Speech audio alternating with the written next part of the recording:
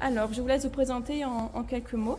Donc Nicolas Tellière, je suis conducteur au sein de la société Gaïal, Gaïal qui fait partie de l'Union Zélite. On est basé à Colmar, on est une entreprise de désamiantage et de démolition. En quoi consiste votre métier? Donc nous avons deux métiers. Le premier qui est le désamiantage. Donc en amont des projets de réhabilitation et de démolition, des diagnostics amiantes sont réalisés. À l'issue de ces diagnostics, nous envoyons des équipes sur site pour retirer, conditionner et traiter l'ensemble des matériaux amiantés. Le second métier qui est la démolition, on peut avoir différents types de démolitions, des démolitions intérieures dans le cadre de réhabilitation de bâtiments ou des démolitions partielles ou complètes de bâtiments, comme dans le cas de ce chantier, où nous démolissions l'ensemble des bâtiments de façon mécanique. Qu'est-ce qui est prévu sur ce chantier? Sur ce chantier qui est un chantier de démolition et démantèlement d'anciennes serres, on va réaliser le chantier en 3 grandes étapes. La première étape qui va être une étape de sécurisation du site en mettant des clôtures de chantier et en triant l'ensemble des déchets qui sont un peu disséminés sur tout le site. Une seconde étape de désamiantage, donc comme je l'expliquais à l'issue des diagnostics qui ont été réalisés en amont du chantier, nous allons identifier les matériaux amiantés.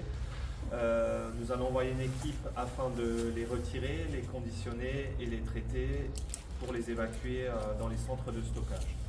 La troisième étape consistera à la démolition mécanique avec une pelle de 25 tonnes de l'ensemble des serres pour démonter l'ensemble du site. Comment gérez-vous vos déchets de démolition? Les déchets de démolition sont triés de façon manuelle ou mécanique sur chantier. Donc la partie manuelle, ça va être tous les petits déchets qui sont disséminés sur l'ensemble du site. De façon mécanique, ce sera à l'aide de la pelle mécanique. On met en place différentes bennes sur chantier. Chaque benne identifie un type de déchet.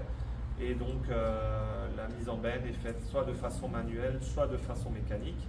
Enfin, les bennes sont évacuées chez nos différents prestataires de déchets pour être retriées et enfin valorisées. À l'issue du chantier, des bordereaux de suivi sont transmis à nos clients pour avoir une totale traçabilité des déchets. Que faites-vous si vous rencontrez des matériaux dangereux qui n'ont pas été répertoriés lors de l'étude préliminaire? Dans le cas de découverte de matériaux dangereux, donc nos équipes sont formées à ça sur place. On a un chef de chantier qui est en permanence sur site.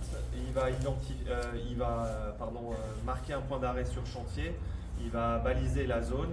Il va me prévenir. Moi, je préviendrai à mon tour le client. Ensuite, on va avoir un échange pour identifier le déchet concerné.